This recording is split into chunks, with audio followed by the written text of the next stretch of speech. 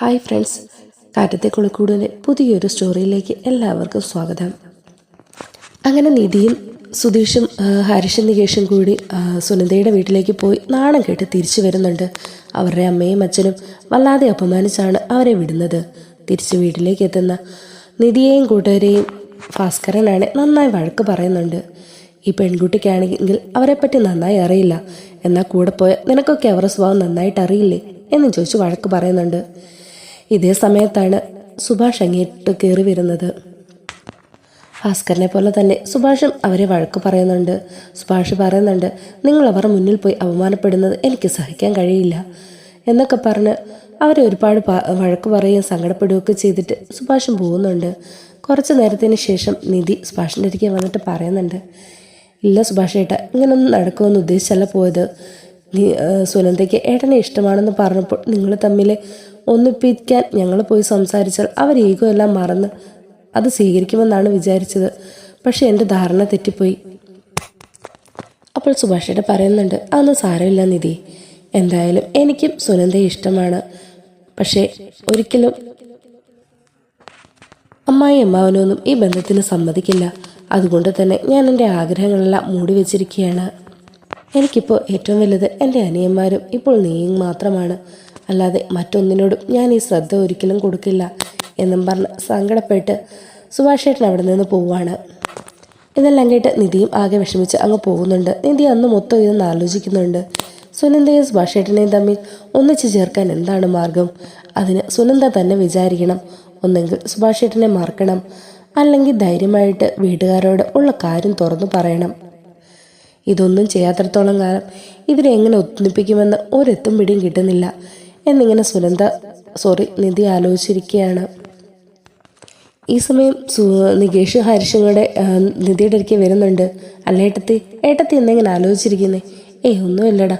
ഇല്ല, അവിടെ പോയിട്ട് വന്നപ്പോൾ തൊട്ട് ഏട്ടത്തിക്ക് എന്തോ പറ്റിയിട്ടുണ്ട്. ഇതൊക്കെ പ്രതീക്ഷിച്ച് തന്നെയല്ലേ നമ്മൾ അങ്ങോട്ട് പോയത്. പിന്നെ എന്തിനാ ഏട്ടത്തി വിഷമിപ്പിക്കുന്നേ? അതുകൊണ്ടൊന്നും അല്ലടാ, അവരെ വായി തോന്നിയതൊക്കെ പറഞ്ഞു. അതിനൊന്നും എനിക്കൊരു പ്രശ്നവുമില്ല. പക്ഷേ സുഭാഷേട്ടൻ്റെ മനസ്സ് ഒരുപാട് വേദനിക്കുന്നുണ്ട്. സുഭാഷേട്ടനും സുനന്ദയെ ഒത്തിരി ഇഷ്ടമാണ്. അവരെ തമ്മിൽ ഒന്നിപ്പിക്കാനുള്ള മാർഗം എന്താണെന്നാണ് ഞാൻ ആലോചിച്ചുകൊണ്ടിരുന്നത്. എന്തായാലും വീട്ടുകാരുടെ സമ്മതത്തോടു കൂടി നടക്കുകയില്ലെന്ന് 100% ഉറപ്പായി. ഇനി മറ്റെന്തെങ്കിലും വഴിയുണ്ടോ എന്ന് ആലോചിക്കുമായിരുന്നു. അപ്പോൾ നികേഷ് പറയുന്നുണ്ട്, അതിനേട്ടത്തി സുനന്ദേച്ചി ധൈര്യമായിട്ട് നിന്ന് സംസാരിച്ചാലല്ലേ അതൊക്കെ നടക്കുകയുള്ളൂ. അല്ലെങ്കിൽ ധൈര്യമായിട്ട് ഇങ്ങനെ ഇറങ്ങിപ്പോരണം, സുഭാഷേട്ടൻ്റെ കൂടെ ജീവിക്കുന്നുള്ളൂ എന്നും പറഞ്ഞ് ഈ ഒരു കാര്യത്തിന് ഒരു കാരണവശാലും സുനന്ദേച്ചിക്ക് സമ്മതമല്ല. സുനന്ദേച്ചി അതനുസരിച്ച് നിൽക്കത്തുമില്ല. എന്നാൽ സുഭാഷേട്ടനെ ഭയങ്കര ഇഷ്ടവുമാണ്. അപ്പം നിധി പറയുന്നുണ്ട്, ശരിയാ, അത് തന്നെയാണ് പ്രശ്നം. സുനന്ദയാണെങ്കിൽ നല്ല രീതിയിൽ ധൈര്യമായിട്ട് വീട്ടുകാരോടാണെങ്കിലും പറഞ്ഞാൽ അവർ കുറച്ചെങ്കിലുമായും ഇത് കരയാനല്ലാതെ വേറെ ഒന്നിനും അറിയില്ല പെണ്ണിന്. അപ്പോൾ ഹരിഷും പറയണം, ശരിയാ നിധി ഏട്ടത്തി, സുനന്ദേച്ചിക്ക് സുഭാഷേട്ടനെ ഒരുപാട് ഇഷ്ടമാണ്. എന്നാൽ അത് തുറന്നു പറഞ്ഞ് വീട്ടുകാരുടെ മുന്നിൽ ധൈര്യമായി നിൽക്കാനുള്ള തൻ്റെ ഇടം പാവത്തിനില്ല. എങ്ങനെയെങ്കിലും സുനന്ദേച്ചിയെ പറഞ്ഞ് ധരിപ്പിച്ച് ഇറങ്ങി വരാനുള്ള ധൈര്യം കിട്ടി അവൻ വന്നാൽ നമുക്ക് ബാക്കി കാര്യം നോക്കാമായിരുന്നു. അതൊന്നും സുഭാഷേട്ടൻ സമ്മതിക്കത്തില്ല. നീ എന്തൊക്കെയാണ് ഹരീഷ് പറയുന്നേ? എൻ്റെ ചേച്ചി, ഇങ്ങനല്ലാതെ ഒരിക്കലും ഇവർ തമ്മിലുള്ള വിവാഹം നടക്കുമെന്ന് എനിക്ക് തോന്നുന്നില്ല. ആ വീട്ടുകാരെ സമ്മതിപ്പിച്ചെടുക്കാൻ പറ്റുമെന്ന് ഒരിക്കലും തോന്നുന്നില്ല. ചിലപ്പോൾ അവരുടെ മകൾ ഇങ്ങോട്ട് വന്നു കഴിയുമ്പോൾ അവരുടെ ഈ ധാരണയൊക്കെ മാറി ചിലപ്പോൾ ഒന്നു ചേർന്നാലും മതി. അതും ഞാൻ ആലോചിച്ചു. അവർ തമ്മിൽ സംസാരിക്കാനുള്ള ഒരവസരം എങ്ങനെ ഒപ്പിക്കാനാണ്? അതൊന്നും നടപ്പില്ല. അത് നിധീജിക്ക് സുനന്ദേച്ചിയെ കണ്ട് സംസാരിക്കാൻ പറ്റുമോ? അങ്ങനെയാണെങ്കിൽ ചേച്ചി എന്തെങ്കിലും ഒന്ന് പറഞ്ഞ് സെറ്റാക്കുവാണെങ്കിൽ നമുക്ക് സുഭാഷേട്ടനെ കൊണ്ട് സമ്മതിപ്പിക്കാം. ഞാനൊന്ന് ശ്രമിച്ചു നോക്കട്ടെ എന്നും പറഞ്ഞ് നിധി സുനന്ദയെ ഫോൺ വിളിക്കുന്നുണ്ട്. വിളിച്ചിട്ട് പറയുന്നുണ്ട്, എനിക്ക് നിന്നോട് ചില കാര്യങ്ങൾ പറയാനുണ്ട്. വൈകിട്ട് അമ്പലത്തിൽ വരുവാനെന്നുള്ള രീതിയിൽ അമ്പലത്തിലേക്കൊന്ന് എത്താൻ പറ്റുമോ എന്നിങ്ങനെ ചോദിക്കുന്നുണ്ട്. അപ്പോൾ സുനന്ദ പറയുന്നുണ്ട്, തീർച്ചയായിട്ടും ഞാൻ വരാമെന്ന്. അങ്ങനെ അന്ന് വൈകുന്നേരം അമ്പലത്തിൽ വെച്ച് സുനന്ദയും നിധിയും തമ്മിൽ കണ്ടുമുട്ടുന്നുണ്ട്.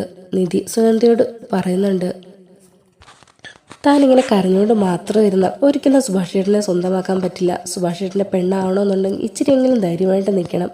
വീട്ടുകാരെ എതിർത്ത് നിന്നാൽ മാത്രമേ ഇതിൽ നമുക്കൊരു സൊല്യൂഷൻ കണ്ടെത്താൻ പറ്റുള്ളൂ. സുനന്ദ പറയുന്നുണ്ട്, എന്നെക്കൊണ്ടാവുന്നില്ല നിധി. അച്ഛൻ്റെ അമ്മയുടെ ഒന്നും അരിക്ക് എതിർത്ത് സംസാരിക്കാനൊന്നും എന്നെക്കൊണ്ടാവുന്നില്ല. ഇന്ന് തന്നെ നിങ്ങളവിടെ വന്ന് സംസാരിച്ചപ്പോൾ അച്ഛനും അമ്മയും പ്രതികരിച്ചത് എങ്ങനെയാണെന്ന് നിങ്ങൾ കണ്ടതല്ലേ. എന്നെക്കൊണ്ട് പറ്റില്ല അവരുടെ മുന്നിൽ പറയാനായിട്ട്.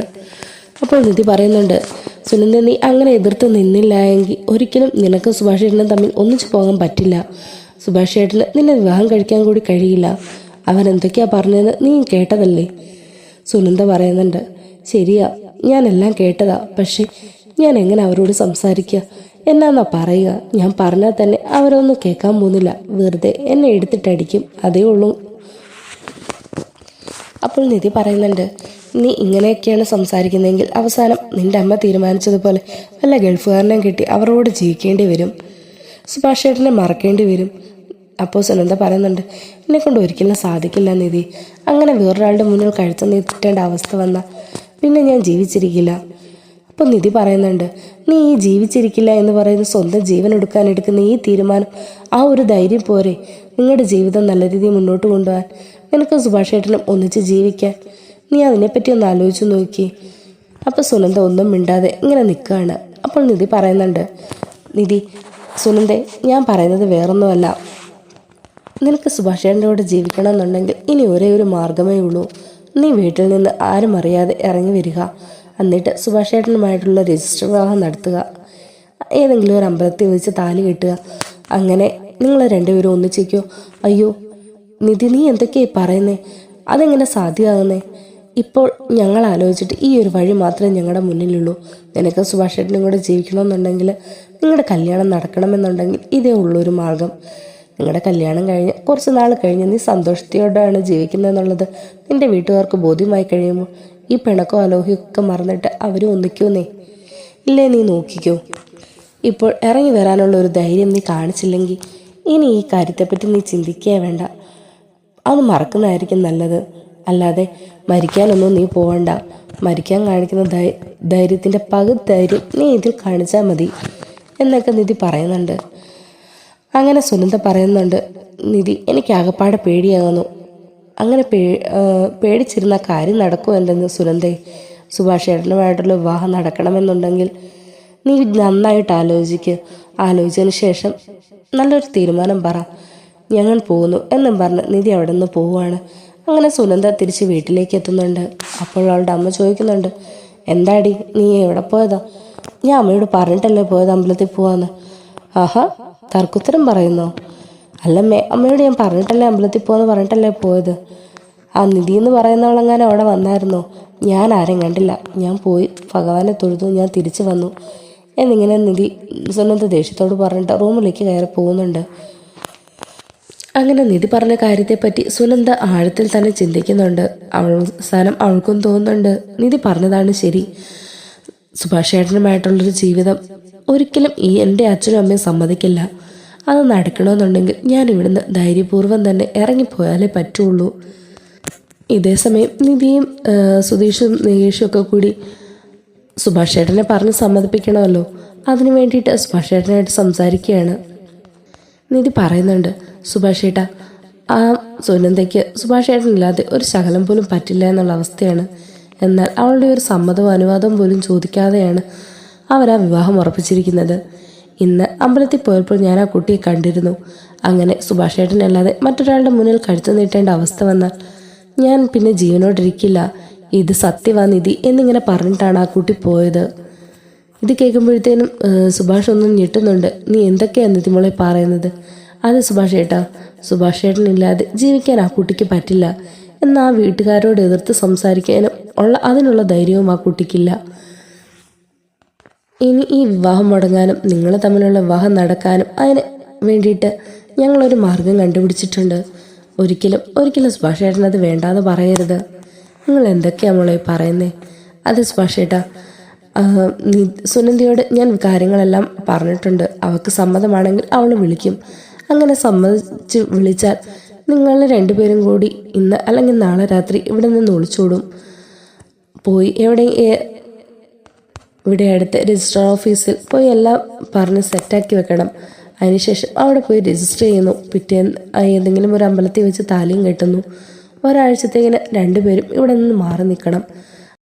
അതിനുശേഷം കുറച്ച് ദിവസത്തേക്കിന് നിങ്ങൾ രണ്ടുപേരും ഇവിടെ നിന്നൊന്ന് മാറി നിൽക്കണം. ഇവിടുത്തെ പുകയിലൊക്കെ കെട്ടടങ്ങിയതിന് ശേഷം മാത്രം തിരിച്ചു വന്നാൽ മതി. ഇതെല്ലാം കേട്ട് സുഭാഷ് ചോദിക്കുന്നുണ്ട്, അല്ല നിധി, നിങ്ങൾക്ക് ഇതെന്താ പറ്റിയത്? നിങ്ങൾ എന്തൊക്കെയായി പറഞ്ഞു കൂട്ടുന്നത്? ഒളിച്ചോടാനോ? ഏയ്, അതൊന്നും ശരിയാവില്ല. ആ സുനന്ദയ്ക്ക് നേരിട്ട് അവരോടൊന്നും പറയാൻ കഴിയുന്നില്ല എങ്കിൽ ഞങ്ങൾ തമ്മിലുള്ള ജീവിതം അത് നടക്കില്ല എന്നങ്ങ് വിചാരിച്ചാൽ മതി. ദൈവം ഞങ്ങളെ ഒന്നിക്കാനുള്ളൊരു വിധി എഴുതിയിട്ടില്ല എന്ന്. അപ്പോൾ നിധി പറയുന്നുണ്ട്, സുഭാഷ് ഏട്ടാ, ഏട്ടൻ എന്തൊക്കെയാ പറയുന്നേ? നമുക്ക് ചെയ്യാൻ പറ്റുന്നത് ചെയ്തിട്ട് അതിലും സാധിച്ചില്ലെങ്കിൽ മാത്രം ദൈവത്തിനെ പഴിച്ചാൽ പോരെ? സുഭാഷ് ഏട്ടൻ പറയുന്നുണ്ട്, അല്ല നിധി മോളെ, അവരുടെ വീട്ടിൽ ആരും ഇതിനൊന്നും സമ്മതിക്കില്ല. അതുകൊണ്ടല്ലേ നമ്മൾ ഒളിച്ചോടുന്നത്. ഓ, അതൊന്നും ശരിയാവില്ല മോളെ. അത് മാത്രമല്ല, സുനന്ദയ്ക്ക് ആ വീട്ടിൽ നിന്ന് ഇറങ്ങി വരാനുള്ള ധൈര്യമൊന്നുമില്ല. അത് നടക്കുന്ന കാര്യമല്ല. വെറുതെ എന്തിനാ ആഗ്രഹങ്ങൾ മനസ്സിലിട്ടിങ്ങനെ? അത് പിന്നീട് വലിയൊരു വിഷമത്തിന് കാരണമാകും. അപ്പം നികേഷ് പറയുന്നുണ്ട്, എൻ്റെ സുഭാഷ് ഏട്ടാ, ഏട്ടൻ എന്തൊക്കെയായി പറയുന്നേ? ധൈര്യമായിട്ട് സുനന്ദേച്ചി ഇറങ്ങി വരുമെങ്കിൽ പിന്നെ സുഭാഷ് ഏട്ടനും കൂടെ അതിന് നിന്നാലെന്താ? നിങ്ങൾ രജിസ്റ്റർ ഓഫീസിൽ പോയി രജിസ്റ്റർ ചെയ്യുന്നു, അമ്പലത്തിൽ പോയി താലി കെട്ടുന്നു, ഹണിമൂൺ ആഘോഷം എന്നുള്ള രീതിയിലേക്ക് കുറച്ച് ദിവസം ഇവിടുന്ന് മാറി നിൽക്കുന്നു. അതല്ലാതെ ഇതിന് വലിയ പ്രത്യേകതയൊന്നും ഇല്ല എൻ്റെ സുഭാഷ് ഏട്ടാ.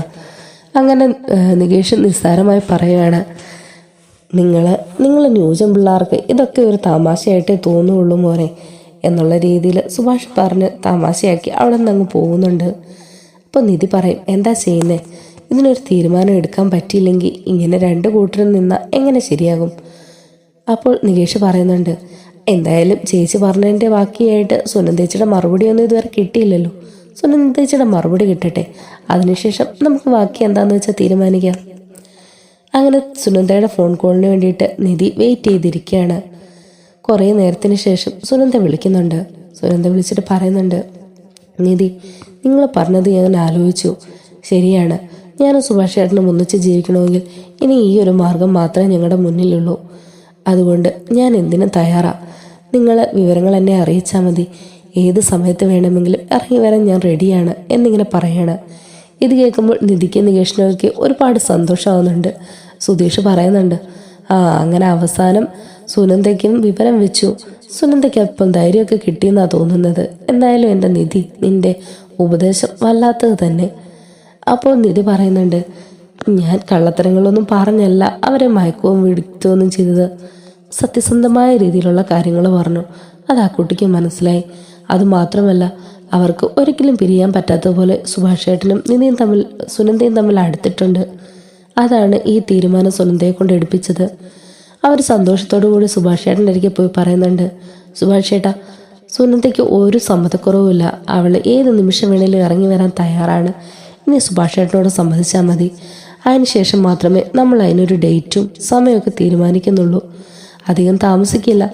ഒത്താൽ ഇന്ന് തന്നെ, അല്ലെങ്കിൽ നാളെ. അതിനപ്പുറത്തോട്ട് പോകില്ല. നിധിമോളെ, നിങ്ങൾ എന്തൊക്കെയാണ് പറയുന്നേ? പെൺകുട്ടിയായ സുനന്ദയ്ക്ക് പോലും ഇത്രയും ധൈര്യം കിട്ടി. അവൾ ഇതിന് സമ്മതിച്ച സ്ഥിതിക്ക് സുഭാഷ് ഏട്ടൻ ഇങ്ങനെ പിന്തിരിയല്ലേ? നിങ്ങൾ രണ്ടുപേരും ഒന്നിച്ച് ജീവിക്കുന്നത് കാണാൻ ഞങ്ങൾക്ക് വലിയ ആഗ്രഹം എന്നിങ്ങനെ പറയുകയാണ്.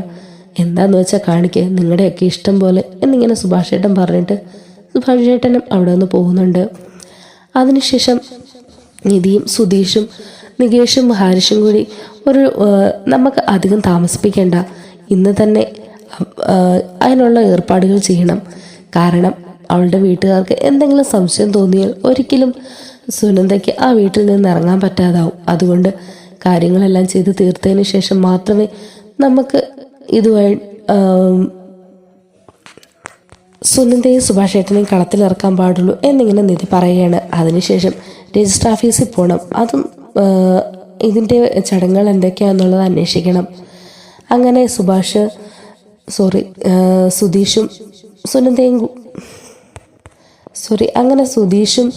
നിധിയും കൂടി രജിസ്റ്റർ ഓഫീസിലേക്ക് പോവുകയാണ്. അവിടെ ചെന്ന് വിവരങ്ങളൊക്കെ അന്വേഷിക്കുന്നുണ്ട്. ഒരു വിവാഹം നടത്താൻ ആവശ്യമായ കാര്യങ്ങളെപ്പറ്റിയൊക്കെ അന്വേഷിക്കുന്നുണ്ട്.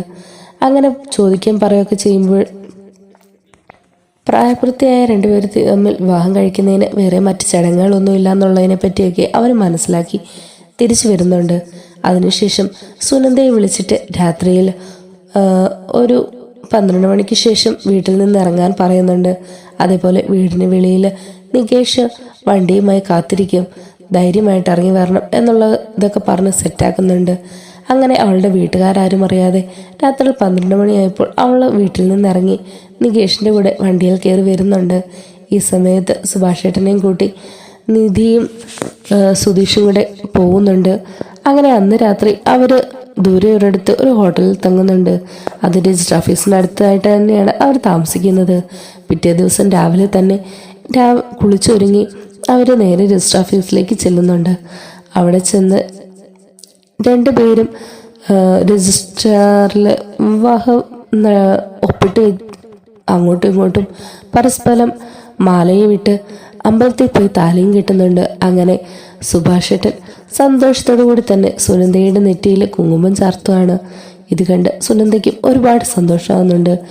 അങ്ങനെ അവർ രണ്ടുപേരും ഒന്നിച്ചതിൽ നിധിയും സുധീഷും ഹാരിഷും നികേഷും അതേപോലെ ഭാസ്കരനും കണ്ടവരെ അനുഗ്രഹിക്കുന്നുണ്ട്. ഒരുപാട് സന്തോഷത്തോടെ മക്കളെ എല്ലാവരെയും ചേർത്ത് പിടിക്കുന്നുണ്ട് ഭാസ്കരൻ. എന്നാൽ സുനന്ദ വീട്ടിൽ നിന്ന് പോയതറിഞ്ഞ് അവിടെയാണെങ്കിൽ വലിയ പുകിലും തന്നെ നടക്കുകയാണ്. അവരെ കൊണ്ട് പറ്റുന്നിടത്തൊക്കെ അന്വേഷിക്കുന്നുണ്ട്. അങ്ങനെയാണ് ഭാസ്കരൻ്റെ വീട്ടിൽ അന്വേഷിക്കുമ്പോൾ അവിടെ ആരും തന്നെ ഇല്ല. അപ്പോൾ തന്നെ അവർക്ക് ഡൗട്ട് അടിക്കുന്നുണ്ട് സുനന്ദ സുഭാഷിൻ്റെ കൂടെ പോയതാണോ എന്ന്. അങ്ങനെ അവർ പോലീസിൽ കൊണ്ടുപോയി പരാതി കൊടുക്കുന്നുണ്ട്. അതിനുശേഷം സ്റ്റേഷനിൽ നിന്ന് വിളിപ്പിക്കുന്നുണ്ട്.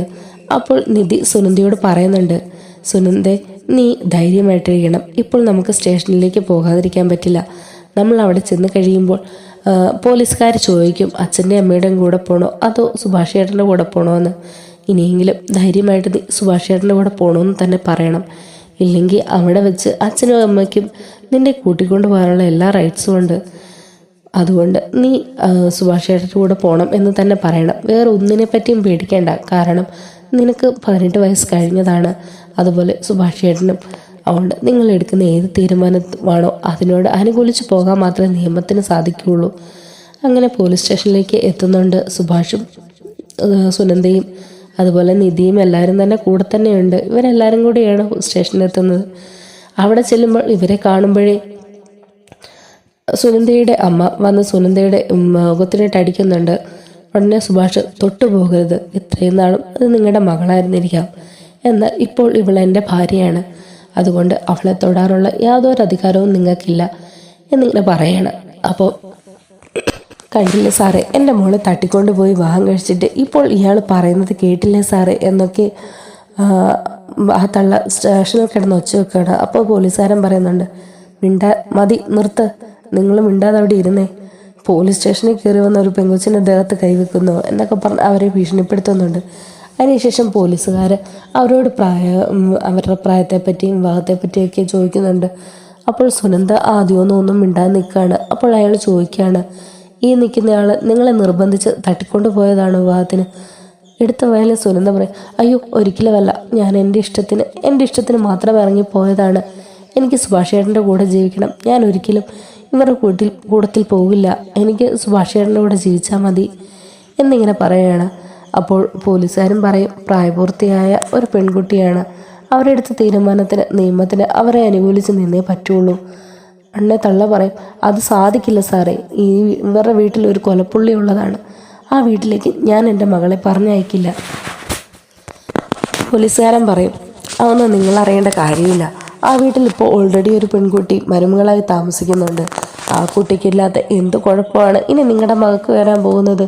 അതുകൊണ്ട് ആ പ്രായപൂർത്തിയായ പെൺകുട്ടിയുടെ വാക്ക് അത് ഞങ്ങൾക്ക് അനുസരിച്ചേ പറ്റുള്ളൂ. ഇനി ഇതിൻ്റെ പേരിൽ ഒരു വഴക്കോ കാര്യങ്ങളോ ഉണ്ടാക്കി ഇവരുടെ വീട്ടിലേക്ക് ചെല്ലാൻ പാടില്ല എന്നും പറഞ്ഞ് എഴുതി ഒപ്പിട്ട് അവിടെ നിന്ന് സുഭാഷും സുനന്ദയും പോകുന്നുണ്ട്. അങ്ങനെ ഒന്നും പേടിക്കാതെ സന്തോഷത്തോടു കൂടി അവർ അവരുടെ വീട്ടിലേക്ക് തന്നെ തിരിച്ചു ചെല്ലുകയാണ്.